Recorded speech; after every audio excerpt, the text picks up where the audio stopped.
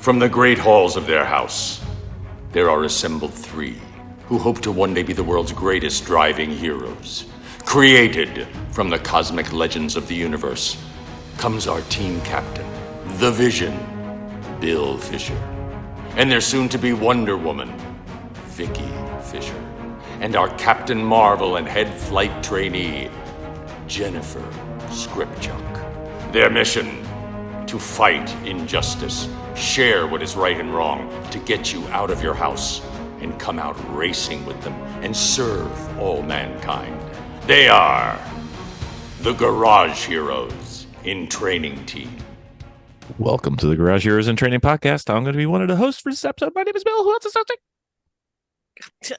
Vicki. I'm Audra. Why am I so fascinated with doing that really fast? I don't know. Where did that come from? I have no idea. It's kind of like when Brad came out of the trailer. Why am I so dramatic? I know. Anyway, that kind of dates when we're putting this podcast out. But anyway, returning guest, rugby player, marathon runner, fellow fan of the Keyport fishery. And he raced with us at the Thompson race in the Mustang for a tiny bit. And then for the Honda for a tiny bit. Member of Tweed Motorsports, sister teammate of Garage Heroes in Training, TBD. We're going to talk about that. Gary McCormick, welcome back to the podcast, sir. Thank you very much. Happy to be here.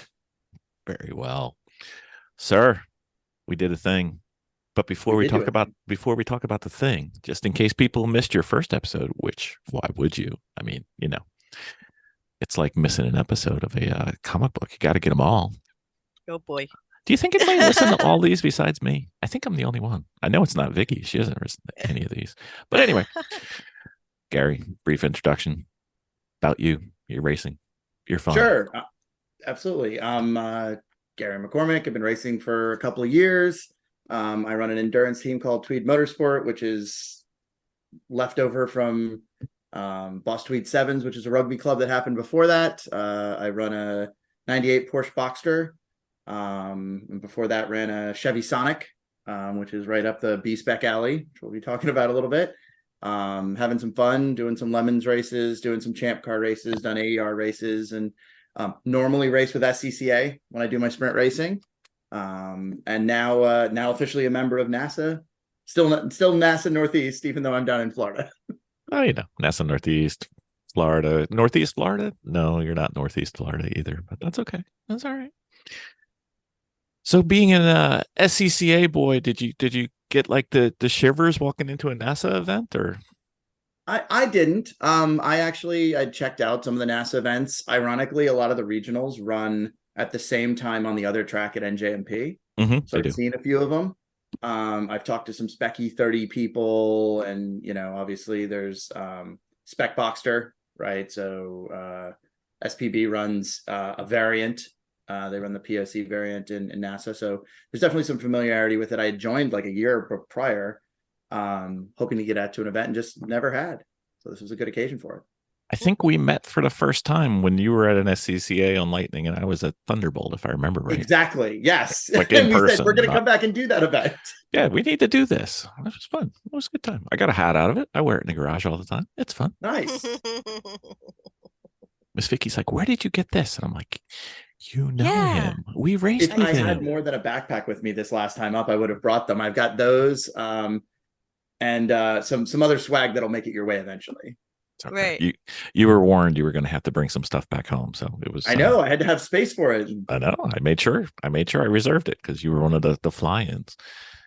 Miss Vicki, it was your weekend. It was my weekend.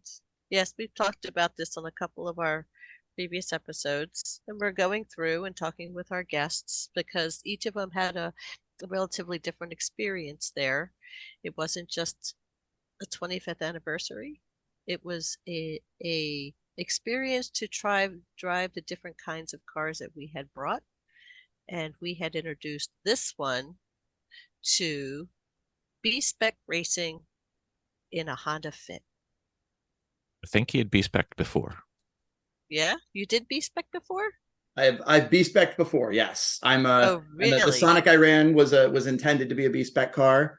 I've done some minis. I've actually driven a Fit before. Yeah, so that's I was very excited to get in your Fit because it is a very nice one. Oh, is it? So since you have experience with them, having a nice evaluation of what you had experienced would be a great help to us as we move forward, as we get into this podcast. Excellent. Absolutely. Exactly. Okay. So the thing about our Fit that confuses most people is they all think it's Tomo's old car. Yeah, it's not Thomas. No. Yeah. It's a Chris Taylor build, right? Yes. And Yeah. and we don't drive it like Tomo. None of us drive like No. Tomo. Yeah, No, no, I no, think Yeah. I think it's because, well, it looks like Tomo's because we started putting the racetracks on it, Mhm. outlined, because Bill was getting ready to travel with One Lap of America, and he wanted to put the racetracks that he was attending as something funny on the car. It was And easier then- than bringing our track map for all the different tracks. So I just And then we- had them right Yeah. on the car. And as we start getting into it, realized that Tomo had the same car Similar. idea. Yeah. Similar, yeah. So we're probably gonna have to change it a little bit. That's all right. We'll just use different colored tracks. Nobody Yeah. will know. Nobody will know. So tell us about what that car is, Bill. 2015 Honda Fit, made for B Spec, and came from Texas, and we brought it up here. I don't think it's ever seen snow or rain. Maybe rain on the track, but nothing. I mean, it's about as spotless of a B Spec as you're going to find in the Northeast. And now with Gary, I'm going to be able to find B Spec and start doing that, which we will talk about later. And might actually break the Rosetta Stone of what the hell SCCA is doing and how to get in, and get the secret handshake, and maybe get a patch or something. Who knows? But we'll start there. But Secret Car Club of America. Mm-hmm. I can't wait. I can't wait, having just done a NASA event to talk about that. Yeah. So since before we get too much into the B Spec and before we get too much into the event, Gary, you had to move away for work, and you were no longer local. So what encompassed your trip and travails to get to our event? Sure. So I took a flight. So booked it in advance, tried to do the right thing, get it there. And you guys were nice enough to make sure I had a place to sleep, even though I had arranged for that on my own. And was originally supposed to be there 7 or 8 o'clock, relatively early, to the track. Missed it by that much. Yeah. And then I think I got in at 1. It was like 1:30 in the morning. Having taken, instead of a big what was it, like a 747 larger airplane, I was on a little puddle jumper from DC up on a connector, but I made it. The key is I made it, and I was there bright and early and in one piece. You were I quite was the trooper. shocked when people were showing up, especially those that have flown in, and it was truly amazing. Thank you for coming. No worries. Would not have missed it. I'm sorry I didn't have the whole clan as was the original plan. That was the plan. We were going to finally meet. I know. Mhm. We'll figure something out. We'll do something. For sure. Exactly. So, how was your weekend in general in the B Spec Fit? So it was great. It was a lot of fun. There's a lot to be said for, like, the B Spec shaped cars are really spacious inside. So didn't need help getting into the car, didn't need help getting out of the car. Was able to buckle myself in once we got stuff worked out. I think me and Apex Pro weren't friends, nor were me and GoPro for a little bit, but like that's my own fault for focusing on that. The car drove really well. I was actually surprised at how well it ran on those Falcon tires, on the Grid Life spec tire, as opposed to the slicks. Mhm. Which was kind of cool, right? Because like doing mostly endurance racing on 200 treadwears, like from a tire perspective, I'm more used to that. So it was super comfortable, super cozy, and it was a great, like, 7-8 tenths kind of weekend. And like the car ran like a dream. The fan still works, which is which was actually amazing because I was stuck at one point in the car for like 25 minutes. And I was like, ooh, I wonder if the blower works. And it came right on. It's the benefits of production classes. You still have like dashboards and stuff internally. But yeah, the car ran really well. And, you know, I feel like I picked up pace throughout, kind of measuring by looking at other people's racing. So it was a really so much fun to drive too. It's just effortless. So you've raced smaller cars before. Yes. And you raced them with slicks? You were Yeah, so comfortable with actual racing? B Spec runs on a now it's Goodyear Okay. full race. Well, it's a DOT slick, but yeah, there's a spec tire that goes along with it. Okay. Gives it a little more bite. Okay. Is it a big difference or fairly close? A you know, from being a lightweight front wheel drive car, I think it's a noticeable difference. But it's not night and day. It's not like on a Corvette where you've got like a 10-inch wide tire and like everything's going to lock up. But it is, you know, had there been all B specs out there, it would have been super noticeable. Oh, you think that This generally is good? A slow car anyway? It was slower than what you were out there with? Is that what you're... Oh, absolutely. Yeah. I mean, I think the next closest thing, like a Miata, is what, 125, 130 out of the box, completely stock. Those cars are really designed around 99 horsepower, 90 to 99 horsepower. I mean, obviously you guys are running it without the restrictor plate as well. No, it's in there. Oh, it's in there. Okay, so that doubles it, right? Yeah. So it was truly tamped down to around 90 horsepower. You're running it full B spec weight and everything. That's awesome. That's awesome. Yeah. Okay, well then I thought it was chunking a little bit more, but yeah, it's slower. But a lot of it is about like car control, right? Those spec classes are really about car control and not about, you know, who can spend the most with FCP Euro or wherever to kind of beef things up for you. To get the horsepower. Exactly. Or the grip, right? Like camber's limited on those cars, the suspension's limited on those cars. Yeah, there's only there's 3 things you can do, right? Yeah. So how how much or how long have you driven the B spec in general? How many years have you played with that?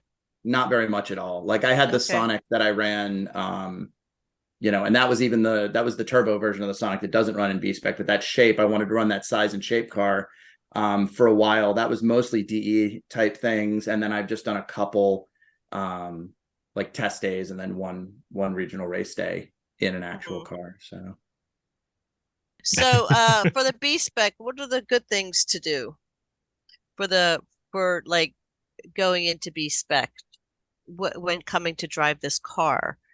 The thing is like when you're out on the track already during the HPDE, you came in and you mentioned it's a slower car and I just feel like everybody's passing me. But once you realized, well, not that once you realized, but because I'm sure you already knew that it was just like, it's not about everybody else. It's about driving this car as it is meant to be driven, which is B spec. Right. So, and then what did you end up doing and focusing on when you were driving it? So I think my concern coming in was my experience with DE days running slower cars, right? Being in an experience group as opposed to, we've kind of jumped into the sort of the NASA thing real quick, but like we're not there yet. We're gonna get there. I know. So my initial concerns, just to point that out, is that I am used to kind of unbridled DE days. I've got a fast car, so I'm in a faster group. I think one of the things I was concerned about coming in, and I talked to the folks there about, was, hey, this car is not going to be quick out the gate. Do I need to come down a group, right? In your experience versus high horsepower, like a brand new 911 will do things for you that, you know, an E30 won't. Yes. You know, so sometimes other organizations will actually kind of power match the experience plus. Right. So you're there. I think once we shook down the point buys, once we shook down the people knew that car, that closing speeds were going to be high. Everybody was super chill because I let them by. I chose I chose a line that allowed people to get through who were going to go high horsepower through the light bulb, for example. Early on, I was like, hey, I'd actually ask them to let me specifically point by a couple places where other people weren't to get it out there. And then I was just jamming, like looking for the line, trying to find the quick way back. Yeah, you don't want to be the cork in the bottle. Exactly. Yeah, everybody's out to have a good time in those events, and you really want to be smooth and be out of people's way. So you were in HPD 3? 3. Yep. 3. Okay. So having been in HPD 3, especially at NASA Northeast, the hardware that comes in there is from impressive to scary impressive. Yeah, C8, GT4 Club Sport, 911. Yeah, like there were a couple E46 like well sorted cars, like full wings. Yeah. Exactly. Yeah. Yeah. And there you are. Yeah. 90 horsepower. But I've done that before, and I kind of knew what I was getting into with it. So it was good. Did you intimidate people by throwing all those flames out the back, or? Yeah. No. I think I took a few people by surprise by being really open about like, hey guys, like you need to get around me. You need to take it. If I give it to you, you need to take it now. And like not being like, I'm going to hold my line like I'm racing, because I'm not. And I'm not lifting to let you by because I can't. Exactly. Yeah, that was the big thing. You need to lift. I'm like, to what? No. Well, of course, by group 3, they kind of understood what a B Spec race car was, right? Most people had never run a group with a car like that. Okay. Yeah, because So I know like, that, he's got this like little race car, and it's like slow as.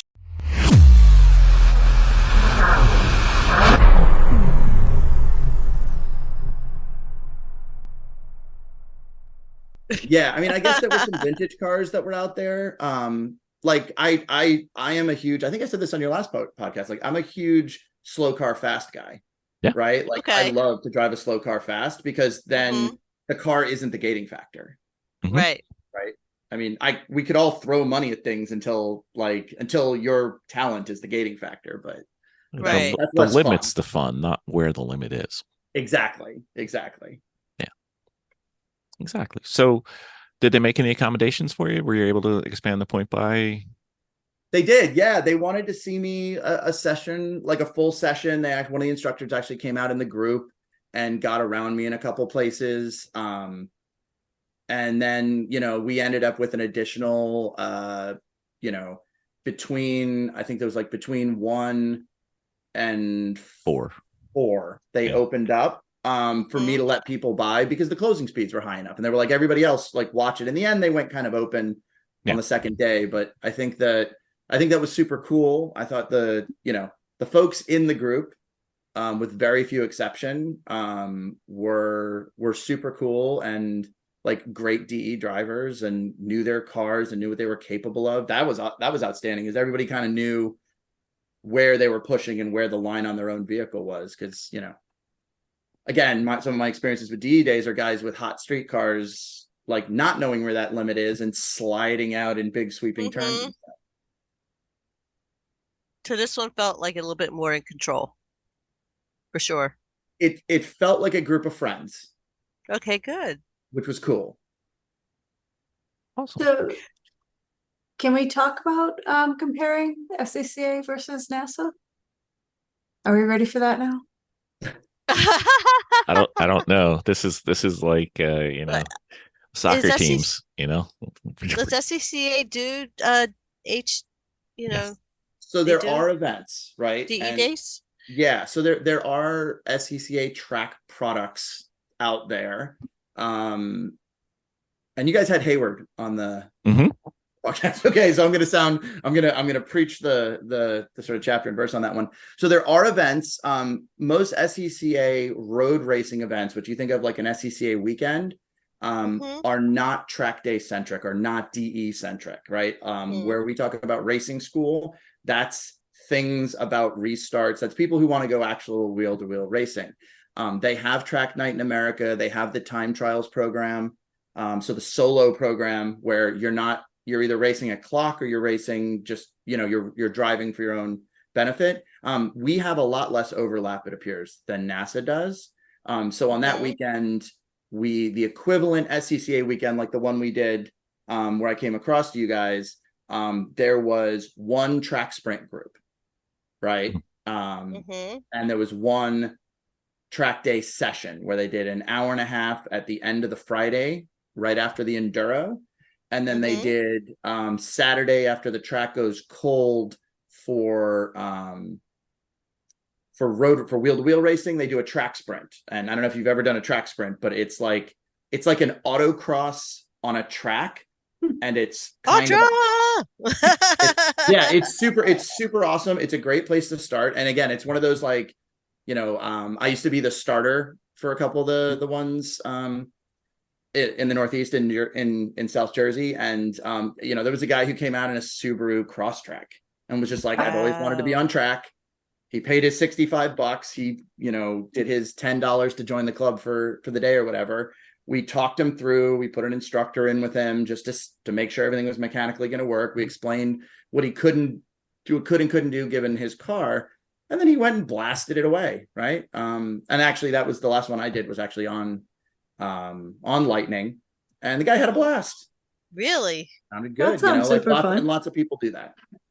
So traditional NASA days are, the weekend is usually 50% wheel to wheel TT and then 50% HPDE roughly. Right. And this was a little higher fraction of HPDE because it was a post-season, like year-end wrap-up thing. Yeah, less racers going. That so makes less sense. Less racing. So it's not as high a fraction usually. So yeah, and the places you would put the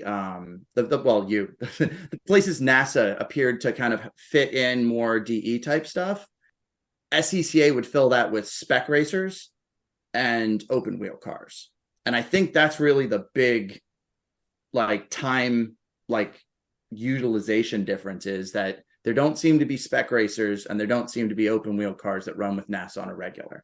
I know there's some prototype classes, but there's spec, but I think that there's the big difference is the open wheel versus closed wheel. I don't think NASA so does what I mean any when I say open wheel. Yeah, when I say spec racer, like sports racer, like SRFs, so spec racer Fords, where the cars that look like old, like Daytona open top prototype cars. There's a spec series in SCCA that has, I think it has the highest car count of them all right now. Like, I'm doing an event next weekend where I think there's like 55 or 60 of them coming. Yeah.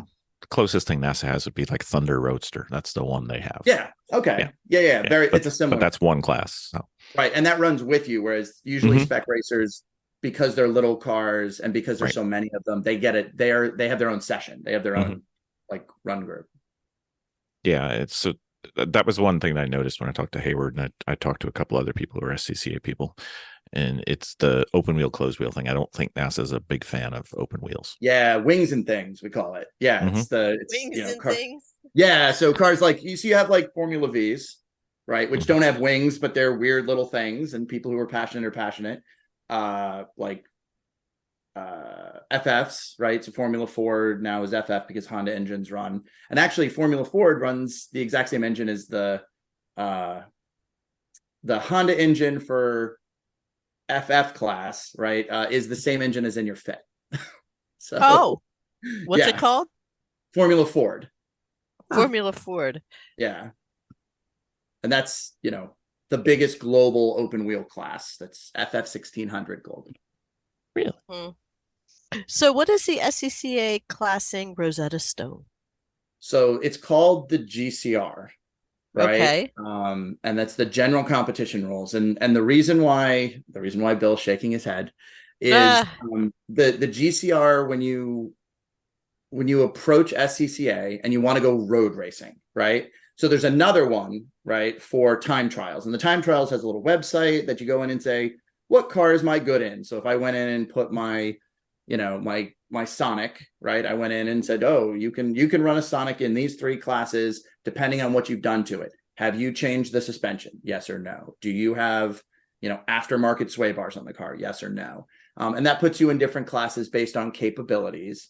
But in road racing, there are different philosophies to classes for, let's call production type cars. There's touring, there's super touring, So you can do a few things, but it still looks like a normal car. You can do a lot of things. There are classes called production, which are kind of a hangover of the 60s and 70s. A lot of the production cars you see are like the Sunbeams and the Sprites and the MGs, kind of the classic when you think SCCA. Ford versus Ferrari. If you look at the first couple scenes in Ford versus Ferrari, those shape cars. And then there's sort of everything above and below that.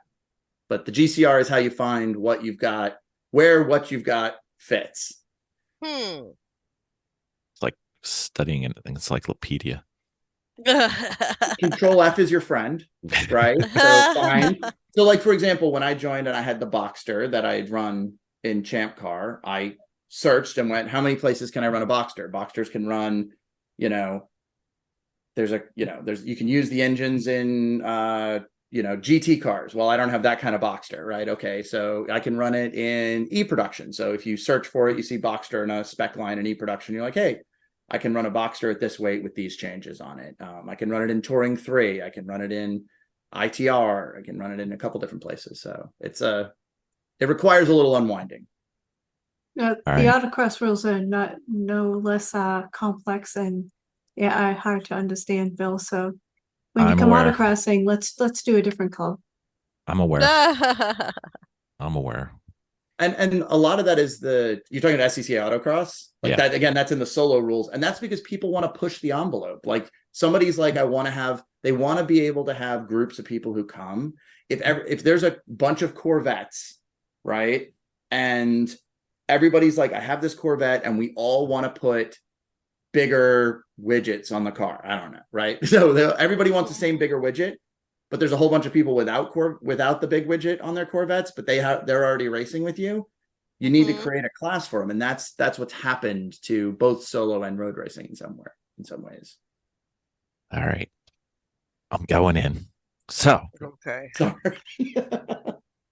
I'm a guy. Let's say he looks kind of like me, Right? and I have a car. Yeah. And I want to go to an SCCA event. First thing, how do I find them? So you can go to the SCCA homepage, Mm-hmm. right? So let's do it live real quick, because I'm gonna look to see how bad is, right? Okay. So I've got a login portal, I've got an upcoming events, right? So right on the first page, I've got upcoming events within 100 miles of my zip code. Right. And this is scca.org, right? This is scca.com. .com. Right. Okay. Sorry. Yeah. So it'll put events, and these are all the events that are out there. So let's say I put my Jersey address 100 miles and I search, and I get Not a lot right now. they get an event. I was gonna steal a plug on this and talk about, there's one event that the SCCA is putting on. It is the Teddy Bear Charity Rally. Oh, that'd be fun. It is a time distance rally. I did it once dressed as a reindeer out the back of a Jeep. It's great. You collect toys, you do the rally, and then you donate them to Toys for Tots. It's amazing. But there's only one event happening in the next 30 days. I can look at it in calendar. I can look at past events, but there's stuff out there. But in general, you want to find a region, right? Okay. I think that's part of my problem is I always go to the region websites. Yes. And some of them are nightmares. Yes. And yours in particular is dated. Not helpful enough. Nope. It's not helpful enough, right? I went to go see where traditionally we run, and it gave me the results from like 2017.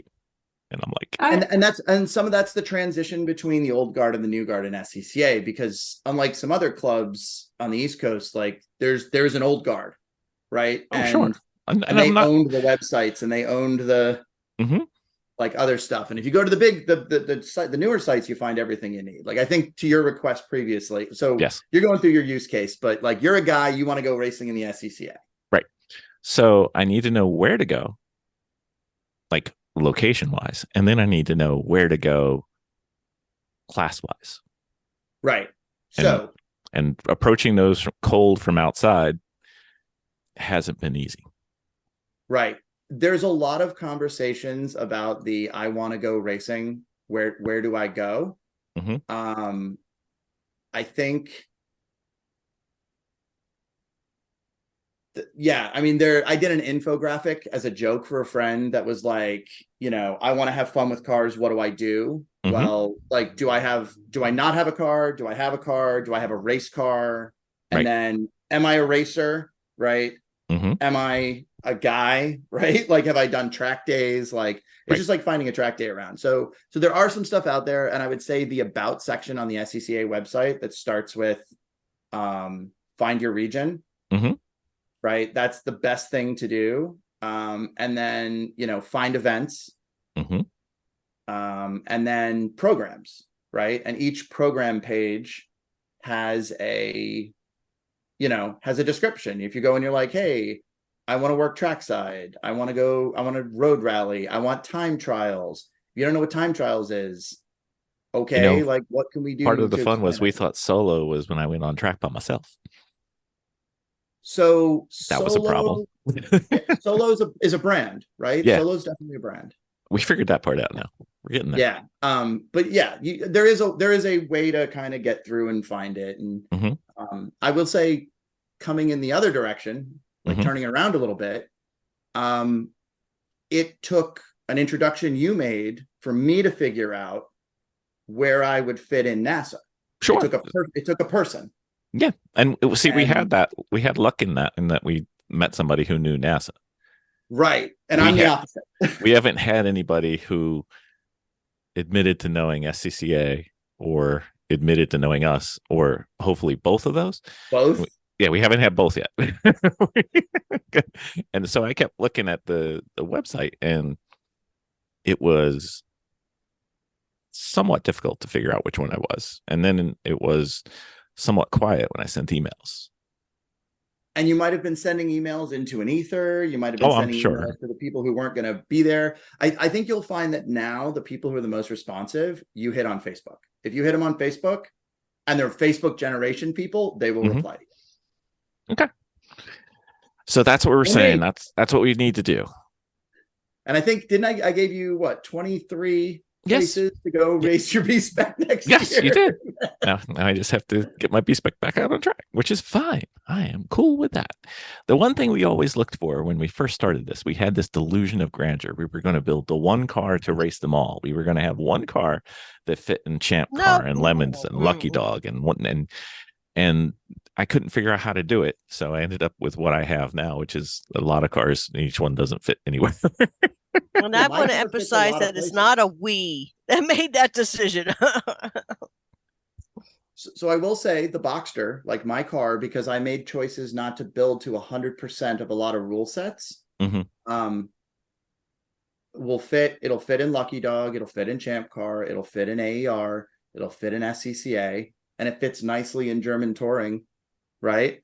It's been an autocross car. It's been a time trials car. It's been a track day car. And a lot of that is the conscious decision not to build it to 100% capability in any one class. Yeah. And that's the trick to it. Yeah, you can't maximize the rules of every place. And you have to be there to have a good that's why I like the fun with cars kind of like expression, because I'm like, you have to be there for fun. If your fun is like, I've got the hottest car going, or like I built to the nth degree and cut pieces out of the car, like that box you into a class, well, then you're in the class. I get you. I'm going to figure this out. I have a B Spec car. It seems to be good. I've enjoyed it thoroughly. I'm going to race it. We're going to figure it out together in the family. I mean, that's fine. You are more than welcome, sir. I will share a seat all day. That is fun.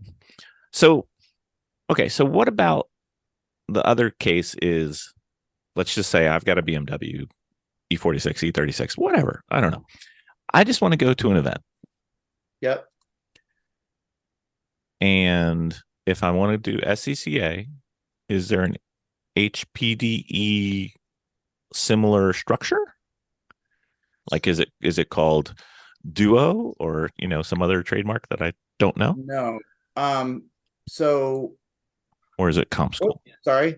Or is it just CompSchool? So I would say the place you go for that, if you're just like, I want an experience on track, what happens next? You go to what we call Track Night in America. Yep. Right. You go We in the did that. front door. Yeah, That's okay. fun. And that's fun, right? Like it Mhm. is what it is if you've not done it, right? It's an experiential thing.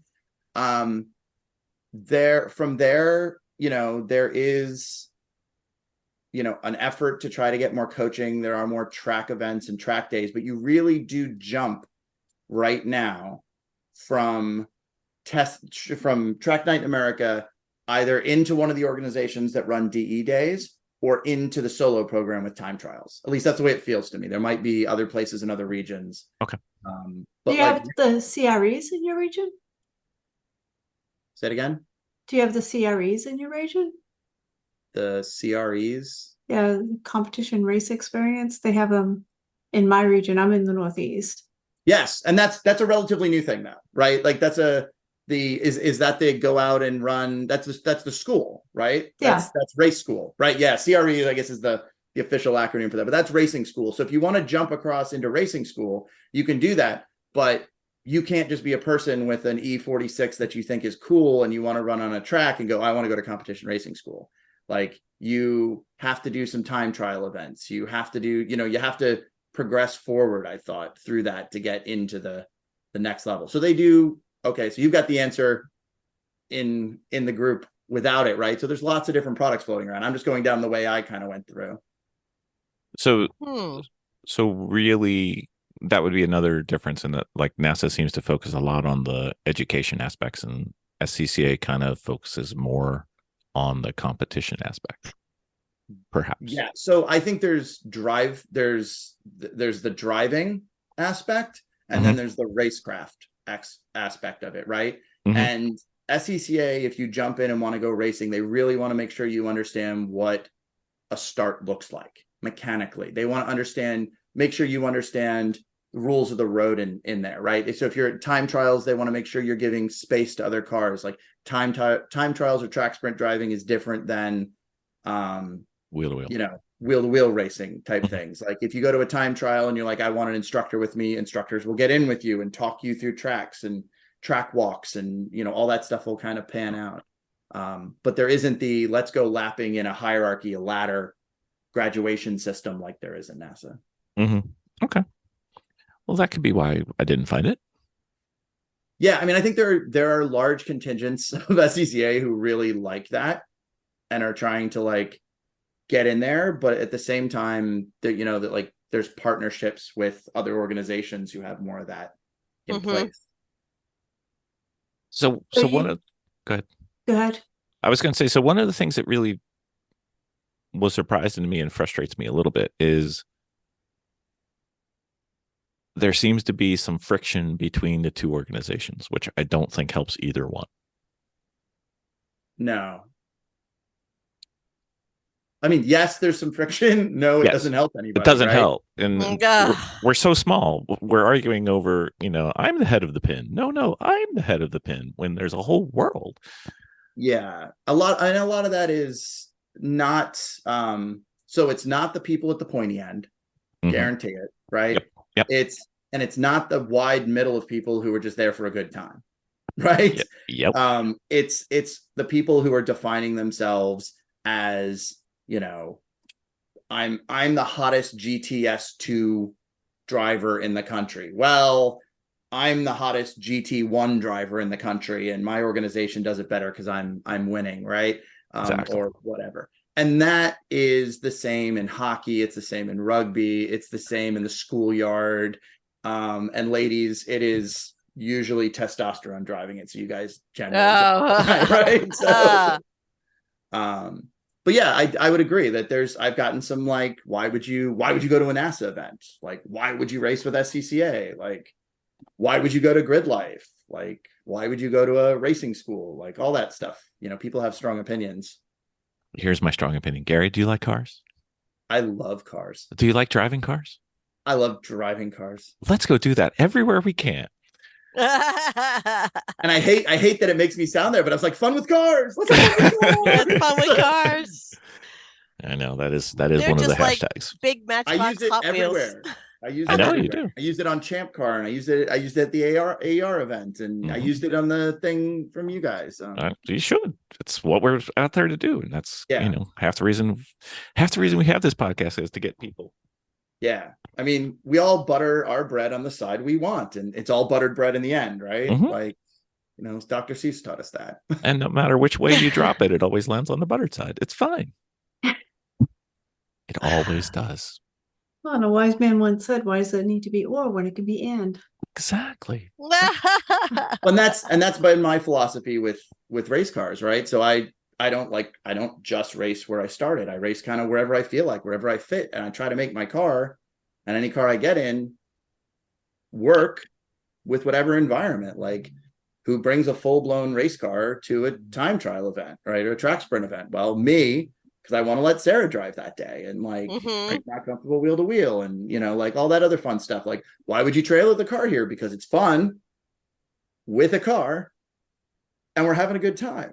And I can get it home no matter what it looks like. Well, yes, I've definitely done that a few times too. But yeah. I think we will go to the track without towing every car, but we always go to the track towing at least one car. Yeah, really bad. Yeah.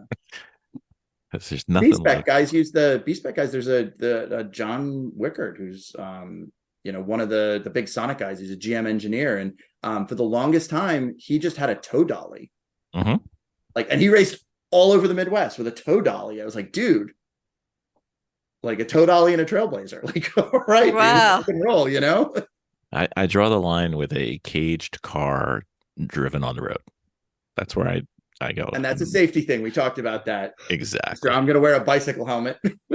I'm not sure that's enough, but it's better than the zero for sure.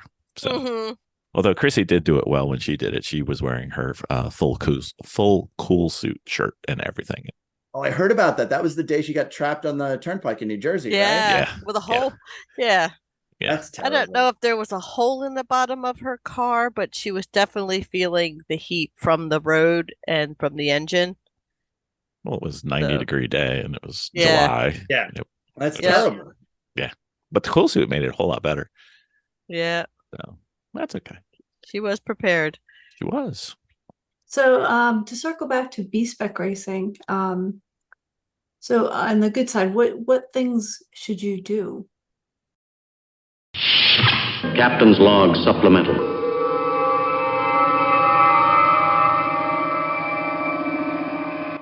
So, Bill, guess what? What? We did the Sentinel. We did the Sentinel. We did. How did we you were like it? You know what? We were talking about the Sentinel. We have. It was great. We understood watching how the Sentinel works, but we finally got it into our car, and I got to tell you, that was really awesome. I was able to see every one of my mistakes. We have hours of them. We have hours of my mistakes, but we have hours of good stuff too, which is awesome. It actually showed us the speed. Did it show us where we were on track? We were streaming it We were streaming it live, boring billions of people across the world. But it was pretty incredible. Plus, on it, you're able to put your insignia, your logos on your app also, and the clarity was amazing. It was really easy to put in, easier than I thought it was. I know you kept making a big deal out of it. I'm like, it's really not that hard. Until we focused on it, it wasn't too bad. And then we got some help. It was pretty easy. Yeah, it was. It was pretty good.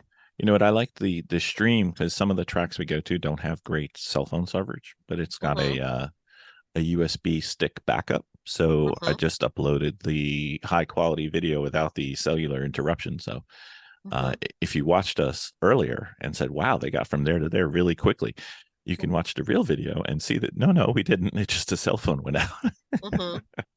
But yeah.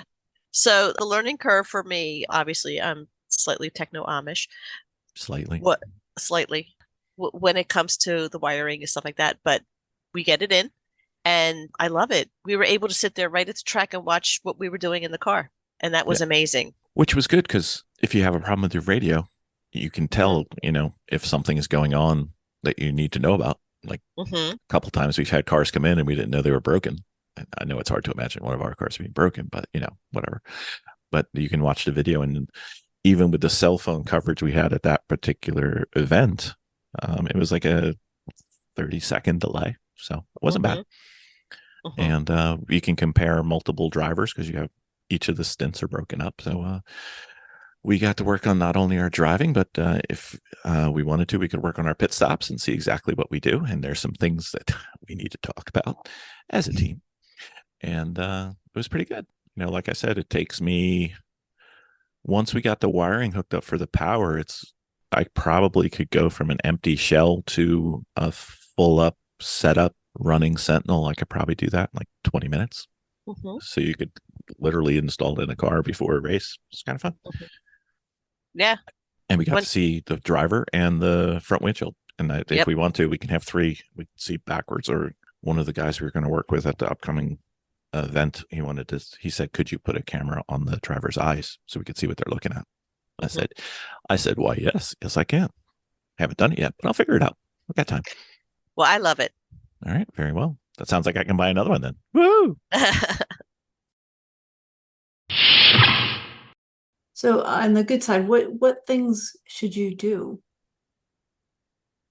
I think the greatest part, and I'm gonna steal, I think Frank Schwartz said this, who you guys have talked to, but like the best part about B Spec and the best thing you can do for it is seat time.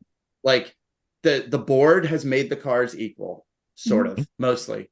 For the most part, you have to believe that they're equal, right? Within bickering moment, it's within within like a range of like sensibility.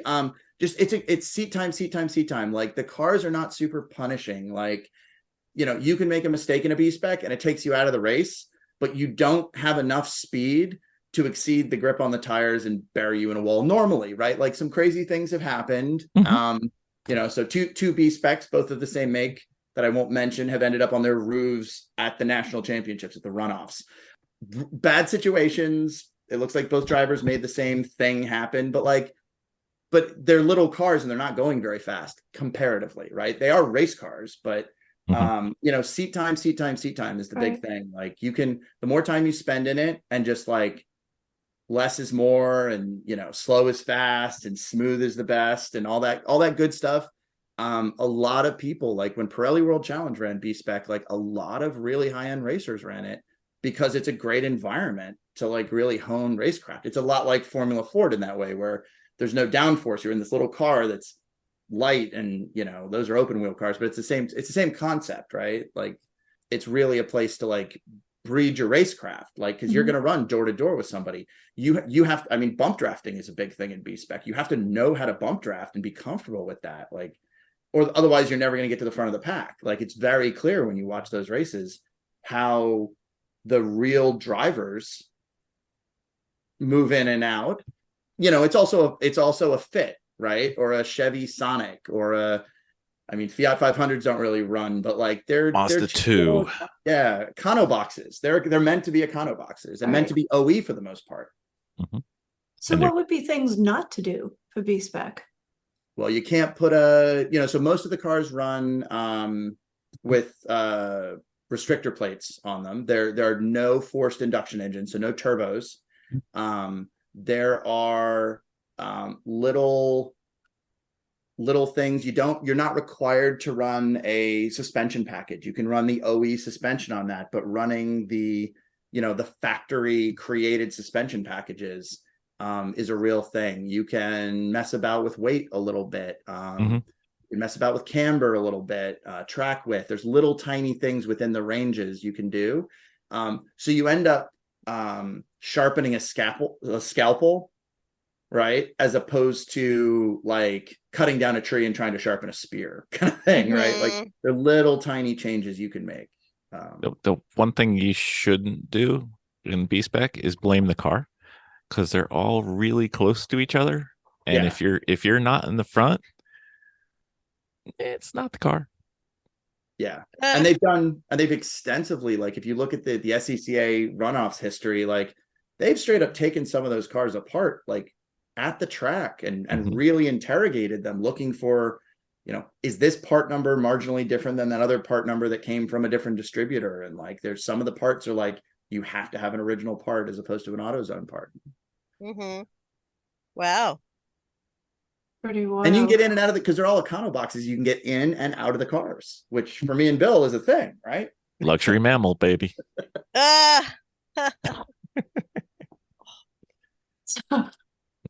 Wait, I think we broke Audra on that one. Yeah, didn't really know where to go with that. Anyway,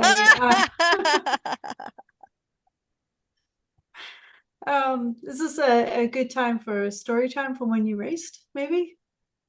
Moving away from, the Econo box, luxury access. Oh, I mean, I don't really have a good. Anything really terrible kind of happen with your B Spec racing? Not really at all. Like, No, They it was don't all break. good.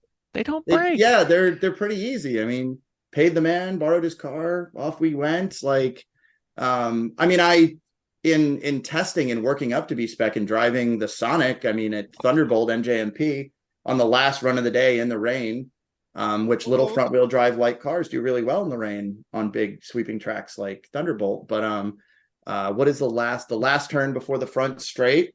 12.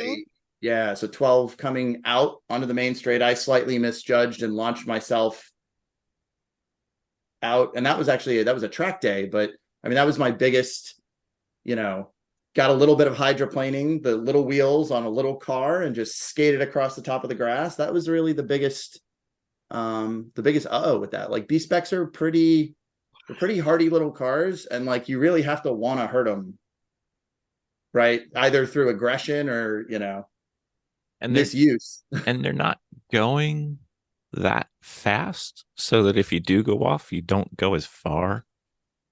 Yeah. Typically, I mean, there's spots where you can go off like 6 inches and you're in a wall, Watkins Glen, things like that. Right. But, yeah. There's always like, trial by Armico is a thing that happens, but for sure. But yeah, like in general, like they're cool little cars, like they're front wheel drive. So like they're forgiving. They save themselves. Like you can make a driving error and whip just like a street car, right? Like you can really go at it. Miss Vicki, you got to drive one for the entire Grid Life event. How did you like it? Actually, it was pretty darn cool. Like you said, it focused more on car control than it did speed, and it is easy to get good time out of it. Because there is like a lot of control to, at least that particular car had a lot of control to it, and maybe you just don't feel that intimidating. So you feel the like limits are approachable, I guess would be a good way to put it. Yeah. It doesn't, it feels like a fun thing to do versus like a high powered, just try to ram it around the track as fast as you can. This is a little crafty. Yeah, there's no ramming anything. It's all finesse. No, that's right. You know who I want to see drive a B Spec? Who? Miss Audra. No. This is everything that's anti-Audra. Well, I don't think it's too far off from the Spec E30 that I have. It's low power. It's, it's meant for racecraft, not for, it's not a GT3, right? No. It's certainly it's a complete opposite of my M2 is the Exactly. Spec E30. Yeah. Yeah. No, that was the last time I was there. M30, yeah, so the Spec M30 cars they still have enough power to get you out of things, right? Like the front straight, you're going to continue to accelerate, right? Yeah. To a point. Yeah. It's probably on Lightning, it's probably 5 or 6 seconds, I think. Ballpark.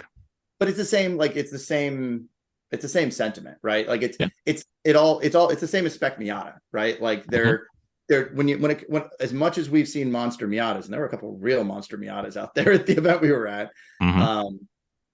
like Miatas are not like they're momentum cars. Even at the super high end, where you've got real race car drivers driving them, like the margins are so small, right? Yeah, I think the fun thing I enjoyed about it was the turn speed is not terribly different. The straightaways huge differences, but going through just turns, not many cars are gonna go much faster. I mean, they'll go faster, but the tires are only this wide, and some of the Porsches are out there, they had 305s in the front and bigger in the back. So, Mm-hmm. but Certainly. otherwise it's pretty good. So, Sarah, So, go ahead. oh, sorry, pardon my ignorance, but all B specs are front wheel drive. Yes, they're all so they're all front So wheel you'd drive. have your minis and all that, right? All Yep. of it. Yeah. So Mini, Mazda 2, Toyota Yaris, Nissan Versa, all the cars you giggle at on the road when you're going down, like going down the parkway, like you're like, like the All the little fun clown cars. car cars. They're great. Yeah. Yeah. No, they're all front wheel drive. There's only one with an independent rear suspension, and that's Mini. the Mini. Which is, should we call it an overdog? I don't know. They make jokes about the Sonic being the big block, but I think they the rumor in the paddock is that they took care of the Mini with the changes they did last year. Although the national champion was a Mini driver. I don't know. I will admit that as much as I have adored and been a fan of B Spec, I haven't run a whole season. I'm not an active racer with them, so like what's under the covers around the water cooler, I'm not as sure about. But I can say that there's some really talented drivers that have chosen Mini as a platform. A lot of those drivers have chosen other platforms. So the current national champion dropped his Cooper, and I believe this weekend is racing, or whatever this weekend ends up being. He's actually racing the Toyota Yaris in an event that I'll be at. Oh, nice. Earlier. Former podcast guest. Yes, he was. Okay, right on. Yeah, actually, he lives about a half hour from here, so yeah, we won't pick his brain no too B-specs much around you, right? No. Well, I didn't know, and then I found one. And look at that. It's like the next town. That's like a real town. So, Miss Audrey, you know what my winter project is? Turning the Mini into a B spec. Exactly. Yeah. That's kind of awesome. I think we need some seat time for Miss Audrey in the Mini, because I know you have Oh, a Mini. that would be great. Yeah. There we go. All right, very well. It'd be a huge affection for minis. I know. It's not an S though. It's just a regular one. That's okay. It's Okay. okay. Justice are just fine too. Okay. All right. Very well. So, Gary, what are you doing next year, buddy? So since I live in Florida, next year's kind of this year already. Sure, yeah. you don't have you're not off in December. So I'm starting my my run with a race this weekend. I'm doing the turkey trot, right? So nice. Okay. Going to be Thanksgiving, which is 3 fun-filled days down at Sebring, and then which is now like 80 minutes away. So that's fun. A little jealous of that. Yeah. I'm still on the hunt for a 2 cars actually. One is I do want to build a B spec. I want to find a good Sonic donor and really give that a go. And a citrusy flavored car so that people can parachute in and do Atlanta and Sebring. And yes, I'm working on it. And honestly, I'm gonna just try to have a lot of fun next year. Like I really want to just enjoy going to the track, being around it more, having Jack, my son, around it more, getting Sarah in the car more. That's where I was going. Thing. Mm-hmm. Yeah, so that's a big thing for us, is to get Sarah at the point where she can go out and do a champ car race or a lemons race or whatever, and really just to even if it's a stint or two, right? Like just to get in the car and make it a complete family activity for us. Have fun. Yeah. Absolutely. Fun with cars. I know, and I know I'm a shill because I keep saying it, but like it's true. It is true, and I don't mind shilling for an organization that taught me a lot about what I know about racing. I use it as a hashtag whenever I remember. I have no issues with that. It's not SCCA only. It's cars. That's true. It is. It's cars. Exactly. Miss Vicki, we subjected it to him the first time. We did. We've have got more some new questions. We have the Fast and Furious Storytime questions. We have some new additions. Ooh. So I am going to start it off. Besides E1R and Garage Years and Training, what is your favorite racing related podcast? I don't listen to any. Really? Yeah, I probably should. I should. I can give you a list of about 6 Do or you 7. listen to podcasts at all? I do. I also listen to a lot of audiobooks, like while I commute, Oh, as opposed to the yeah. radio. So, Uh-huh. but yeah, I mean, I'm What is your favorite podcast in general? things you should know Oh, I love easily. that. I was going to say that's on your list. By Yeah. far, things you should know. And then like I pick and choose. Like Lance Armstrong's podcast was pretty good for a while after he chilled out. And there's Lance Armstrong chilled out? he did. Is that He's possible? mellowed with age. He's mellowed with age. The dude so was that, like, wrapped off pretty and on, tight. I don't know. I'm trying to think. There's a great rugby podcast that my wife mostly listens to. I'm looking, going like, what do I listen to? That's a great question. Did I ever tell you my rugby story? I can kill time while you're looking. Armchair Expert occasionally. Nice. Dak Shepard. But yeah, then it gets weird. It's like Scientific American, Science Quickly, Science Talk. Yeah, and then that's pretty much it. But yeah, occasionally those. Very nice. Really roundabout way to answer that question. Sorry. Yeah. That's okay. Yeah, stuff you should know, right? Yeah. Roger's sitting there saying the correct answer I is like shifting stuff points. you should know very much. That's The a good correct one. answer is garage heroes in training. Ah. What's the coolest car ever? The coolest car ever. Mhm. A Vector.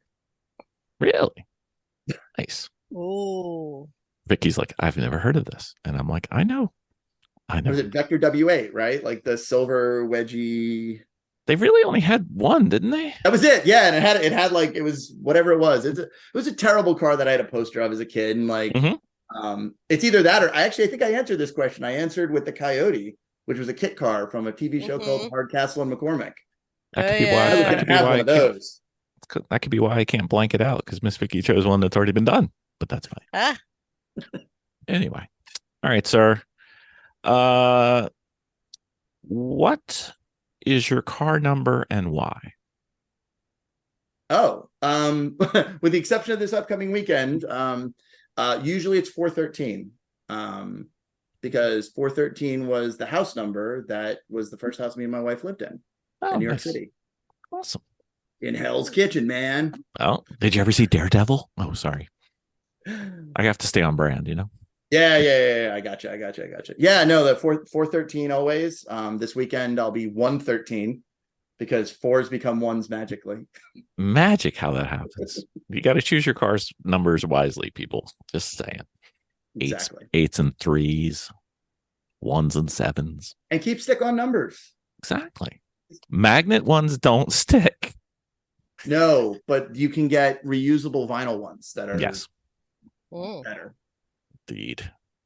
So, tell me something that nobody knows about you that was surprising.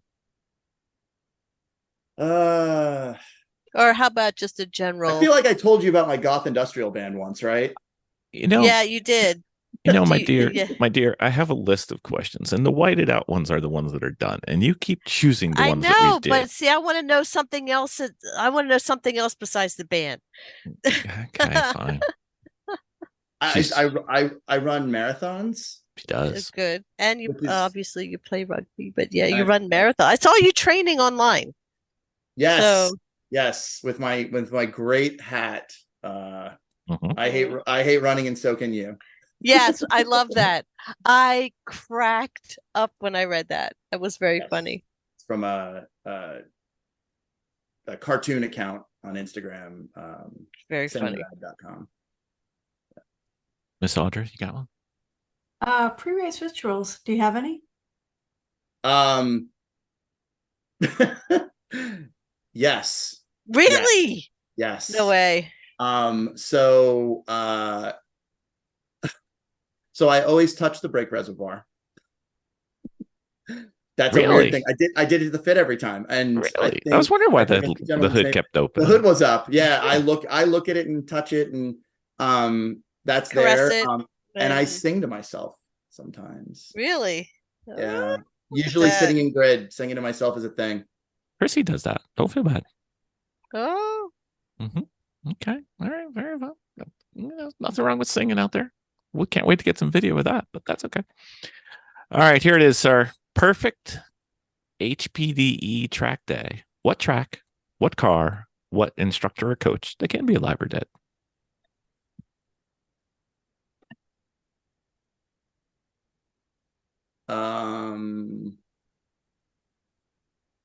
That's a tough one for me. I That is know. a tough one. Dude, we are the hard-hitting podcast. We're not the 101 anymore. We're 102. Like any track. Any track, any person, any car. Um, Because usually one of them is easy, but all three, never all three are easy. yeah, no, that is super. So honestly, like to have the most fun, and this is like someone in the real world, I would love to run Spa. It's a nice one. Good choice. Yeah, with this guy Ryan Hall, who is one of the instructors. You know Ryan? I do not. He's in your neck of the woods, but he's an instructor for the AMG Academy, and he was the head instructor at the race school I went to. You mean Ryan Hall, the future podcast guest? Oh, yeah, yeah. So that one, yes. Oh, I didn't know you were going to have him on here. So he was a I will when you invite him on too and stuff. But he, from the Lucas like Formula School, like I just do what he says, and there are not a lot of people on this planet who I'm like yes. So like to have the most fun, like I figured Spa with him would be like super cool. That is a tough one. Honestly, at that point, an RSR. Oh, okay. Yeah.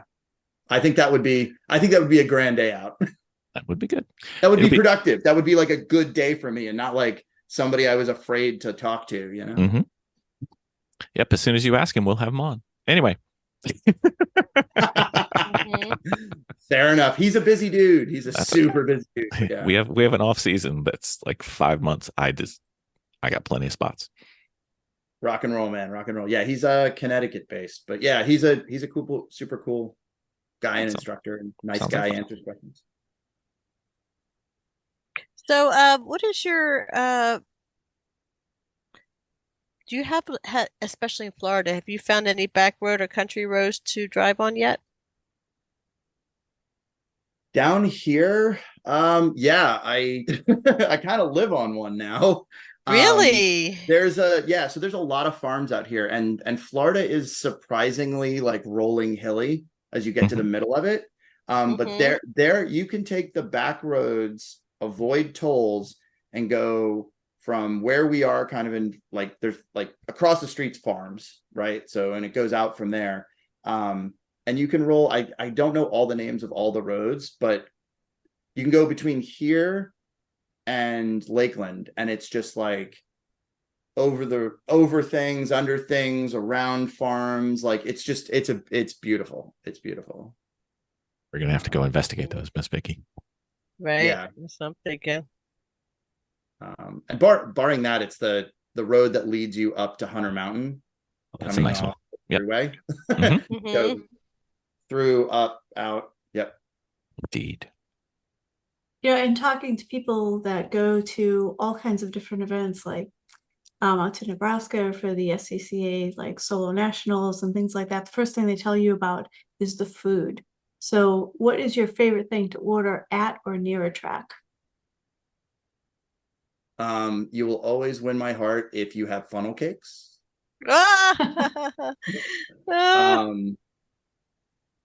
Yeah, I mean that's pretty good. It's starting to become nachos because I have a son, and we've been to a couple of events.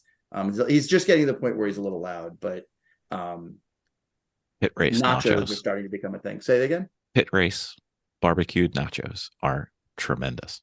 Oh, see, I've never made it. I keep getting like people invite me to pit, and I just can't get it on the schedule. You go to pit next year, I'll bring a second car. Ooh, well, no, because I feel bad about you and your second car. I'll fill it. It's fine. We got it. We got 2 trailers. We got 2 drivers. Start paying transportation costs too. No, you. I don't even like when you pay to rent the car. So anyway, all right. Let's see. I had one and I scrolled around too far. Okay. Are you a member of the Upside Down Club? And if so, I need a story. Upside Down Car Club. Yes. No, I'm not. And I'm a big rubber side down guy. Mm-hmm. I've caught fire, but never been upside down. And, Try to keep no. that way. Yeah, absolutely. It scares me. Like, it's hard to, like, Bill might get this, but like getting in and out of a race car with the Hans on in an enclosed seat with the net on both sides, like, I'm already a little claustrophobic. That would be the worst thing ever. It gets tight. I'm always thinking, if I'm upside down, I know what I have to do, and I'm not going to like it. No. Because I'm going to be held in the seat. I'm not going to be touching the roof. And I know I just have to spin that little knob, and then all of me is going to land on my head. And I don't think that's a great plan. Yeah. I've got my little system, and I was going to put it on the car somewhere where it's like, do this, then this, then this. Mm-hmm. That is going to go out the window so fast. What I'm going to do is panic and yell. I'm thinking, if I'm upside down, the car better be on fire. Because if I'm just upside down and everything's cool, I'm going to have way too much time to think about what is about to happen. Don't say that. Don't say that. I'm just thinking. I don't want to be especially either. Given of what these. Happened. Yes, like, true. Like True. Fire bad. Fire bad. Miss Vicki, got one more? Right. Yeah, I do. As far as your driving and racing, name something that you are relatively good at on track. I mean, what is your specialty on track? I'm a traffic specialist, so I'm really good at starts and restarts, and keeping the nose of the car clean, getting through initial stints, settling in. I kind of do that in the endurance racing. I'll go out and do that, and I've gotten kind of good as the person who will like not ball up the car in the first corner, like things like that.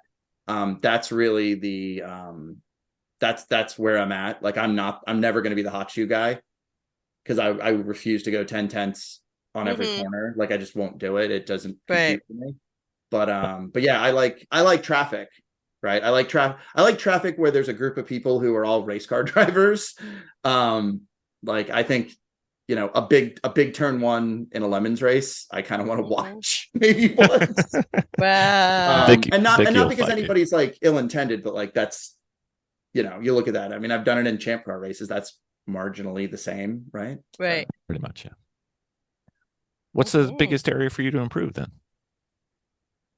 I need to improve on my immediacy, right? I need to work on being fast when I get in the car and not kind of slowly progressing into it. And that's one of the reasons I'm focusing on sprint racing a little bit more, is because I need to be fast now, because I finish, like, if the leaders catch you and then you progress to their pace, then you always had it in you to be at their pace. Yep. Right. So, like, why would you drone through and, just getting comfortable? Some of that's just confidence. I think that's why I want to do some more spec racing, or similar to spec racing, because it's hard. And we traditionally, if you were to say, what do? We usually do Lemons or some type of endurance racing. And it's hard to compare how you're doing when all the cars are different. Yeah, unless you're that like tight group at the pointy end, right? Like that, and then because you lose track. Like, you can finish a lot of those endurance series. Like, you can be a top 10 racer and laps down. I like. What do you do with that, right? Like, exactly. And there's probably like 3 or 4 cars at the front that are like hanging. Indeed. But yeah, Miss Audra, last call. Automatic stick paddles or don't care? Oh my. I will take paddles over anything. Once you're there, it's so much faster and so much smoother. And the modern transmissions are, I mean, there's a reason why modern race cars don't have H pattern shifting anymore, right? Like, it's just not there anymore. It's even faster than the sequentials. Like, I'll take paddle. Again, I went to racing school in a formula type car with paddles. And like, once you get it, oh man. And then, like a Porsche PDK is like mind blowing around a track once you like really dig into it. And talking to a lot of the people racing like the TCR cars in Pilot Challenge and IMSA, like those guys are like, oh yeah, man, like it is night and day different. Like they BOP cars around that type of transmission. So paddles it is for me. Is your Boxster PDK? No. Okay. My Boxster's the same generation as Spec Boxster, so it's all okay. Yeah, I was just wondering. Gotta row those gears. Gotta row them. All right, that's fine. I was wondering what the maintenance on Why don't you get in it one time, Bill, and find out, huh? Why don't you get in the car? I'd have to be invited, it's just fine. Never been invited. I don't know, AER November, New Jersey, or you were elsewhere. You were doing other things. I was. Yeah. Well, I was just wondering what the maintenance on a PDK is in endurance racing. If anybody knows, write into garageheroesandtraining@gmail.com. I know there are places that like people ship their cars across the country to get PDK service. Like there's super duper specialists. Yeah. But they tend to be really bulletproof. Like that only really happens in like the 80,000 mile range. You shouldn't miss shift. I mean, Yeah. But you can still punish the transmission. Yeah. And there's a lockout for money shifting too, right? I think it depends. It depends on like which generation of them it is. Okay. Yeah, but I think there's all the PDK cars. You can just say like shift for me car, and then they're pretty it's good. not as smooth as the automatic. But right. All right. So last call. Do you want a racing one or a fun one? Your choice. Isn't racing fun? Both. Let's do a fun one. All right. Very well. Favorite SNL cast member or skit?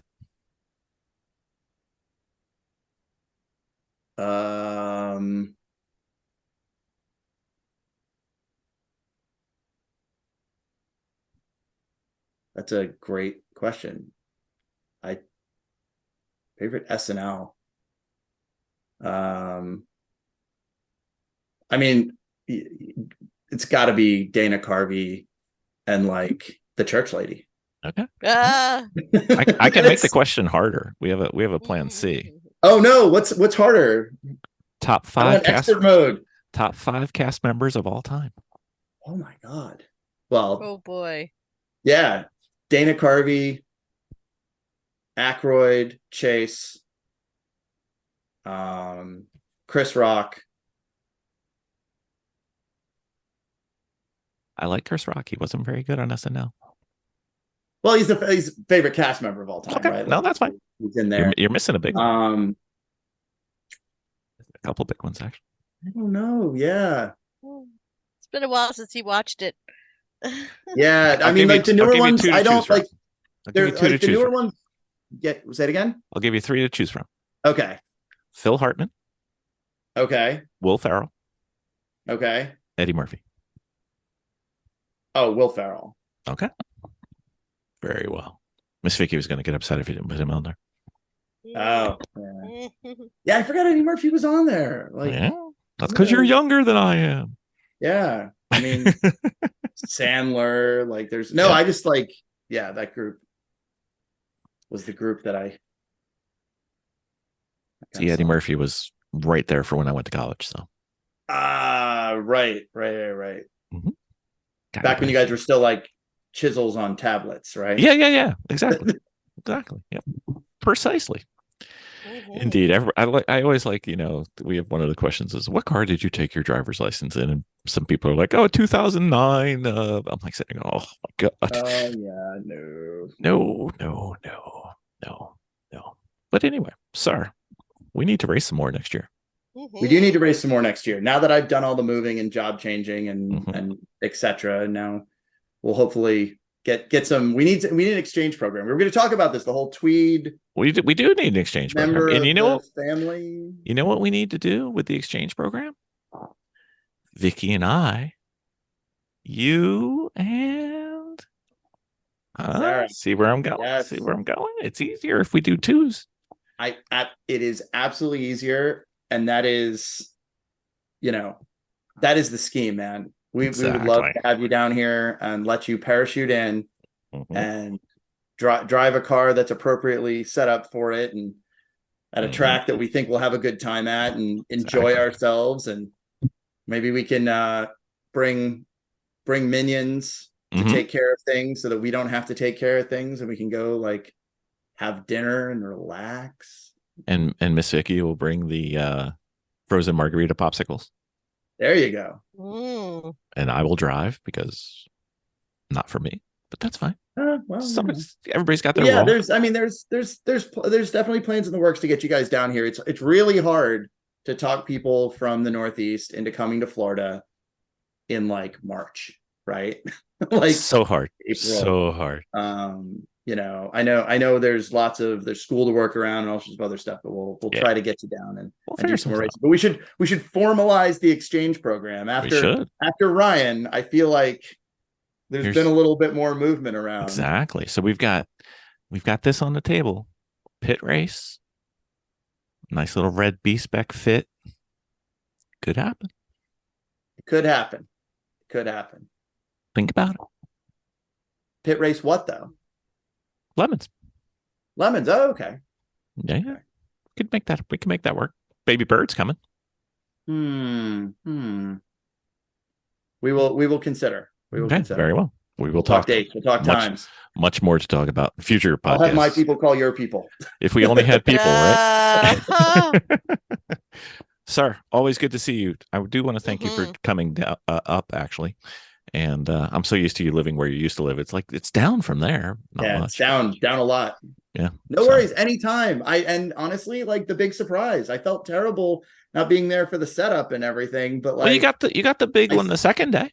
I know. I stand by my I am aroused comments when I saw your car for the first time, Vicki. I was really, really shocked. It's cute. Like, it is so beautiful. It's so well put together, and I can't wait to see you rip it around and maybe get a little wheel to wheel with it. I know. I'm excited. She will. She's got plans. She's got plans with her sister, and maybe we'll drag Audra if we can. Kicking and screaming, Audra, you got to go to the racetrack. You got to go drive a race car. You got to go fast. I know. We got to do more things in the Northeast with Audra. We do. Is your aspiration, I'm sorry, I know we're like at time, but like, is your aspiration with that to go spec pinata racing? Yeah. Yeah.